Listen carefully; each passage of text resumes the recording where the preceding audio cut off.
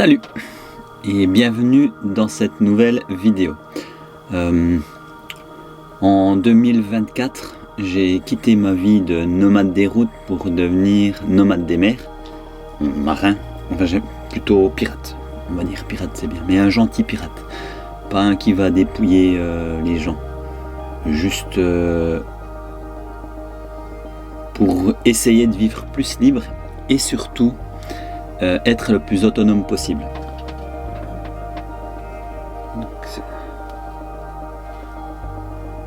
Il y a encore une chose que je vais faire cette année.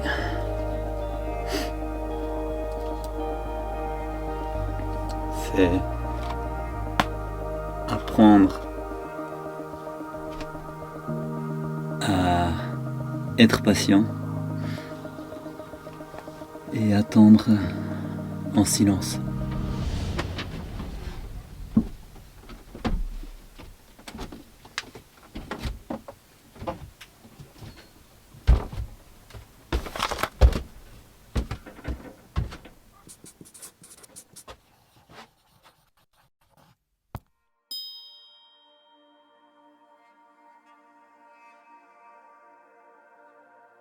Ça fait maintenant plusieurs mois que je suis dans ce port, plus précisément depuis septembre 2024. J'avais un peu prévu de faire un long arrêt ici pour l'hiver, faire des modifications à mon bateau, de l'entretien, profiter du quai à disposition et faire des rencontres. Mais surtout, vivre la vie de port et ralentir le rythme. On est l'hiver et c'est ce qu'il faudrait tous qu'on fasse.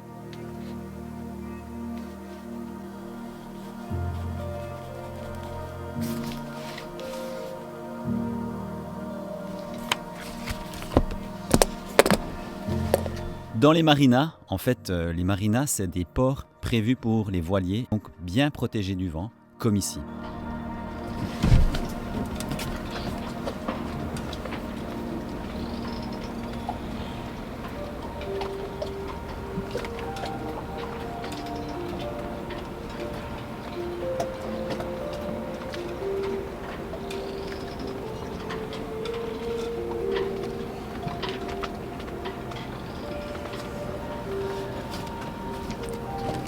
Ici, je suis dans un port où il n'y a ni eau ni électricité dans le port, donc sur le quai.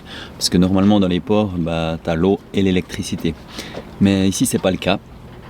Donc on m'avait fait aussi la remarque que quand je montrais que je me douchais dans la mer, que normalement dans les ports, il y a des douches. Alors ici, il n'y a pas de douche non plus. Et là, je vais t'expliquer comment j'ai fait pour tenir, parce que ça fait depuis le mois de septembre quand même que je suis ici, comment j'ai fait pour pouvoir être autonome en électricité et en eau, pouvoir être totalement autonome et ne pas me ploguer à un endroit. D'ailleurs, depuis que j'ai mon bateau, donc depuis le mois de juillet 2024, je n'ai jamais branché mon bateau à une borne électrique. Donc j'ai vraiment pu être en totale autonomie électrique, même les jours où il y avait très peu de soleil. Et là, on va aller chercher l'eau.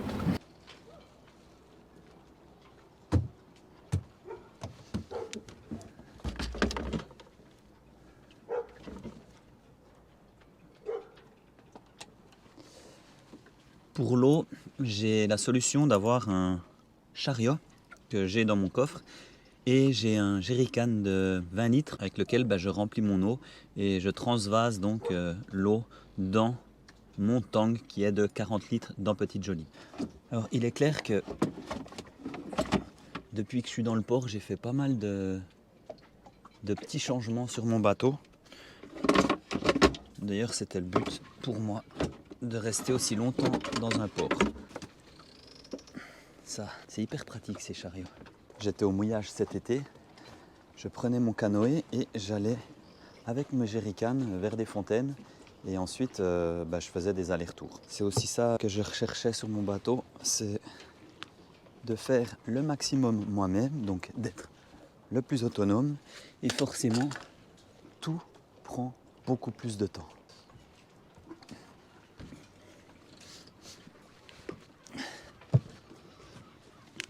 La douchette, je ne vais pas faire de pub, mais je pense que tout le monde connaît. Alors l'avantage, c'est qu'elle est noire, donc si tu la mets au soleil, ça peut chauffer. Ici, tu as un indicateur de température et tu pompes.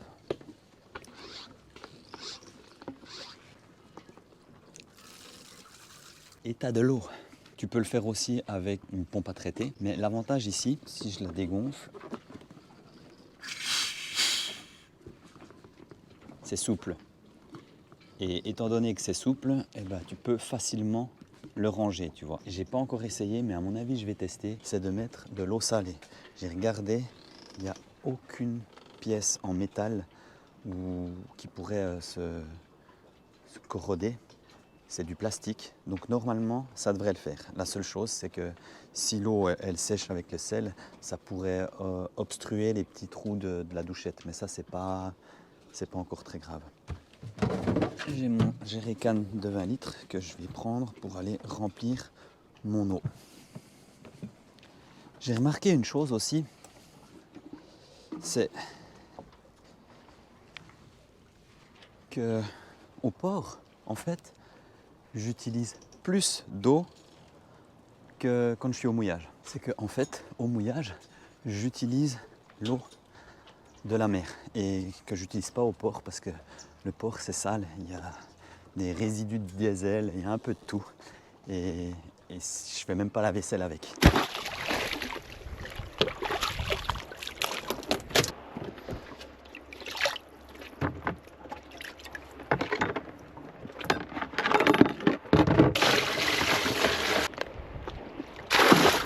Merde, j'ai jeté un de mes bols. Bon bah va falloir plonger. Hein. C'est ça de faire la vaisselle quand t'es au mouillage. On m'avait déjà aussi proposé le dessalinasi. Bref, le truc pour dessaler l'eau. C'est vrai que c'est une bonne solution. Donc un manuel, environ 1 heure de pompage pour 1 litre d'eau, mais ça peut dépanner. Mais les prix de ces appareils, c'est exorbitant. Et celui justement manuel, eh ben, tu n'utilises pas d'électricité. Plutôt cool quand tu veux être plus autonome.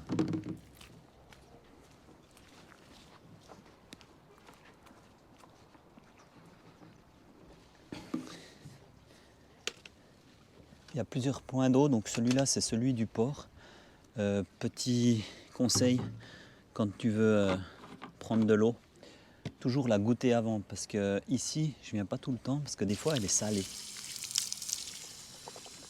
Là c'est ok. Et un jerrycan c'est toujours pratique, ça dépanne. Si une fois tu peux pas amener ton bateau ou ton véhicule à l'endroit pour charger l'eau, et ben tu amènes ton jerrycan. Mais pense à une chose, plus ton jerrycan a une grosse contenance, plus il sera lourd une fois rempli. Ces petits chariots, c'est tellement pratique. Celui-là, c'est pas moi qui l'ai acheté, je l'avais déjà sur le bateau. Et il est pliable, il prend pas de place. Parce que sur un petit bateau, la place, c'est une denrée rare. Je viens de voir que ma GoPro, il y a l'écran qui est dégueulasse. C'est ballot. Kalimera. Good morning. Kalimera en grec, c'est bonjour. C'est chou d'ailleurs, Kalimera. Et forcément, dans un port, tu as le contact avec les locaux. C'est ça qui est cool aussi. Même que j'avoue que j'ai rencontré plus de gens d'extérieur, de Grèce, que des Grecs au port. Mais forcément, tu as plus de contact dans un port qu'en pleine mer. Puis ce petit chariot, c'est bien, mais sur les bosses, c'est pas le top. Parce que les roues, elles sont pas incroyables non plus.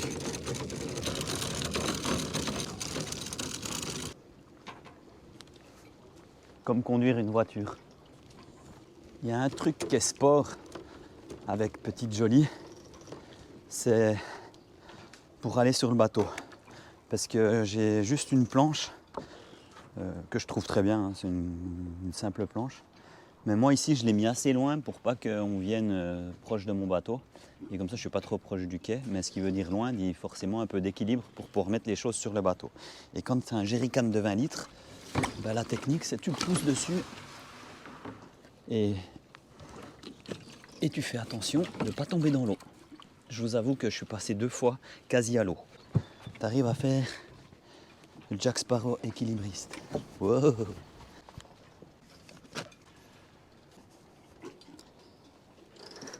vous dirai le jour où je tomberai à l'eau. Maintenant, pour remplir l'eau, c'est très simple. Donc, ça c'est quelque chose que j'ai pas trop compris parce qu'apparemment c'est d'origine. Et il est beau hein, le drapeau doudou là. D'ailleurs, si tu veux des articles doudou, tu peux aller sur ma boutique. Il y a plein de choses. Et ça me permet de pouvoir avoir un soutien de votre part si vous achetez des articles sur ma boutique. Et surtout, ça met des doudous partout. Là, c'est le... Je pense que c'est le... Oui, je pense que c'est le truc d'origine. Le bouchon, il est là. Et je me dis... Tu vois, quand tu enlèves le bouchon, ça peut vite partir à l'eau. Puis une pièce comme ça, c'est un peu embêtant. Je comprends pas pourquoi ils n'ont pas fait un petit... Ouais, simplement une petite boute pour pouvoir retenir le truc. Pas que ça tombe à l'eau. Ouais, bref. J'en ai fait tomber à l'eau dans le port ici. Des tournevis. Je me demande aussi toutes les choses qu'il doit y avoir au fond d'un port. Ça doit être un trésor. Un bout de tuyau. Forcément, si je laisse ouvert le truc, je vais perdre de l'eau. Hein. Je mets le tuyau dans le trou. Voilà. Et comme ça, je peux gentiment laisser le jerrycan se vider. Moi, je peux faire autre chose. Et c'est comme ça que je remplis mon eau sur Petite Jolie.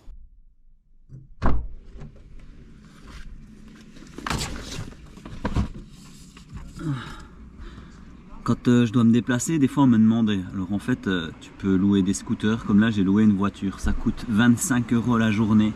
Et ça te permet de pouvoir embarquer pas mal de choses. Souvent, je regarde avec d'autres personnes dans le port qui ont aussi besoin d'une voiture. On partage les frais. Et puis comme ça, tu fais tout en une journée. Maintenant, on va aller chercher du bois.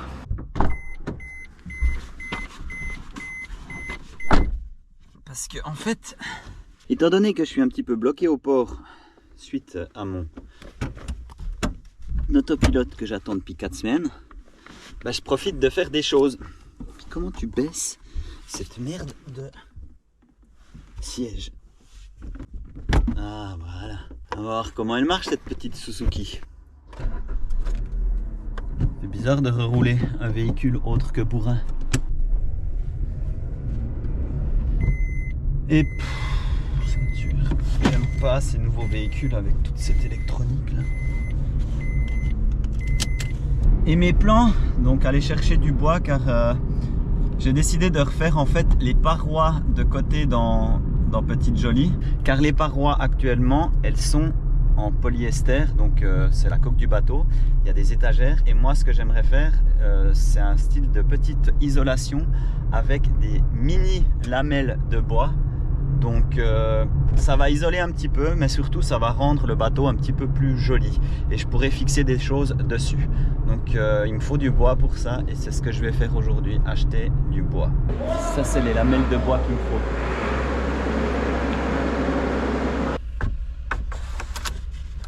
Là, je pense que ça va être pas mal. Ce que j'ai fait, j'ai pris du pin, du sapin. Ouais, un bois léger parce que pour pas rajouter trop de poids sur le bateau. Puis ensuite je vais le vernir, le laquer.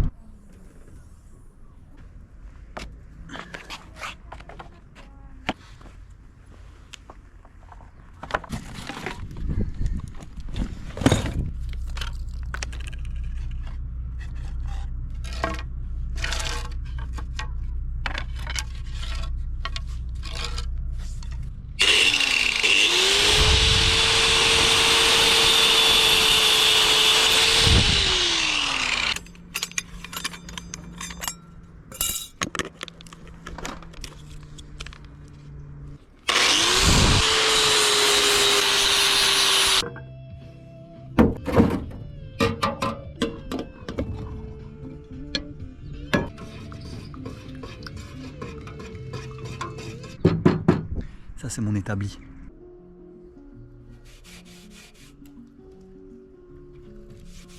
Là le but c'est de vernir, enfin mettre une couche de protection. Comme ça, ça permet de protéger le bois parce que s'il y a de l'humidité. Et puis surtout, tu peux choisir la couleur. Moi j'ai pris une couleur assez foncée pour rendre un peu style vieux bois, que ça fasse un peu plus foncé dans le bateau. Donc celles-là, c'est celles qui sont prêtes. Et puis d'origine, elles sont beaucoup plus claires et ça aurait pas fait beau dans le bateau. Enfin, c'est mon avis, quoi. Voilà, première journée de fini. J'ai peint toutes les lattes, donc il n'y aura plus qu'à les découper aux bonnes dimensions. J'ai installé les lattes pour pouvoir fixer les autres lattes dessus. Donc ça, c'est les lattes qu'on verra pas. C'est collé avec du mastic colle kit de montage. C'est fini et on va reprendre demain pour voir qu'est-ce que ça va donner une fois toutes les lattes installées et ranger un petit peu tout ce bazar.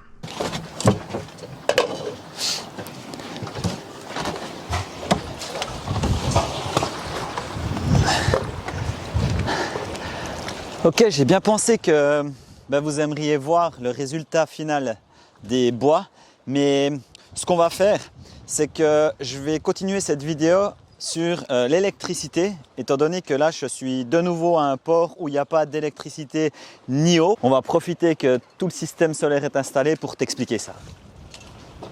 Mais une petite chose avant, j'ai un truc sur le feu.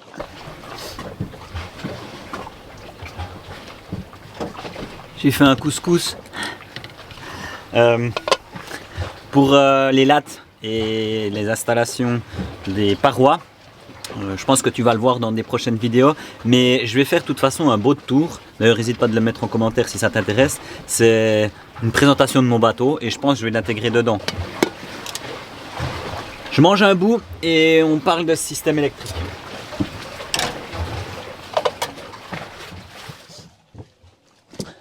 On va profiter d'être à cet endroit pour que je te présente en fait mon système électrique.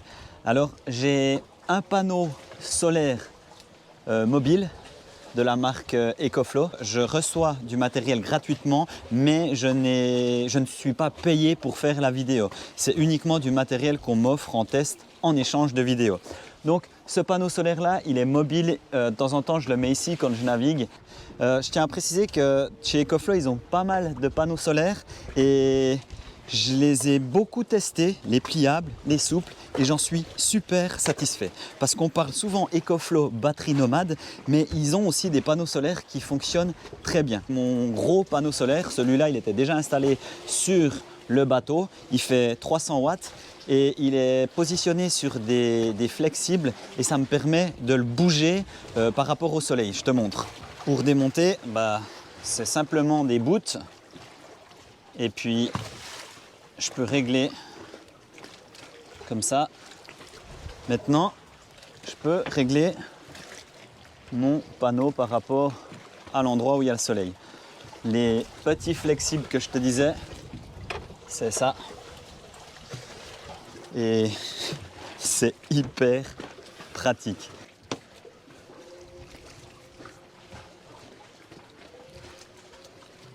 Là, et ça bouge plus. Alors ça, c'est les petites bouts que j'utilise quand je veux l'installer, mais je ne navigue pas comme ça. J'ai celle-ci un peu plus grosse que je mets bien et que je tends. Et pour la navigation, je le mets plutôt à plat. L'avantage dans ce port ici, enfin si c'est un port, c'est que Petite Jolie, elle est hyper basse et du coup pour te montrer le système solaire, c'est beaucoup plus facile. Je pense qu'on va aller voir maintenant tout ce qui est batterie, donc à l'intérieur. Et je tiens à préciser que j'ai déjà fait une vidéo de mes batteries servitude du bateau, donc c'est les batteries en fait du bateau, et je te mets la vidéo juste ici en dessus. Venu dedans chez moi. Alors les batteries, j'en ai beaucoup. Pour explication, c'est que à la base j'avais acheté une petite génératrice que finalement j'ai offert parce que j'en voulais pas pour deux raisons. La première, c'est que ça fait du bruit et la deuxième, c'est que c'était une génératrice essence et vu que moi le bateau tourne au diesel, ça faisait un deuxième carburant. Donc j'estimais que c'était mieux d'avoir une batterie en plus. Vu que EcoFlow me fournissent les batteries et pour toi, tu as toujours un lien juste ici en dessus qui te permet de bénéficier de 5% de réduction sur les batteries EcoFlow. Je ne vais pas refaire les explications sur les batteries servitude et les batteries du bateau, parce que étant donné que j'avais déjà fait une vidéo là-dessus, là je vais vraiment t'expliquer mes 2 batteries EcoFlow. Donc j'ai la River Pro juste ici, qui elle est ma batterie que j'utilise et que je recharge avec le petit panneau solaire souple. Utilisation pour tout ce qui est matériel de montage vidéo. Donc si tout d'un coup cette batterie là, il n'y a plus d'électricité, c'est pas trop grave. C'est vraiment la batterie que j'utilise en premier. J'ai la nouvelle Delta 3. Alors pour parler de ce qui change sur la Delta 3, c'est l'affichage.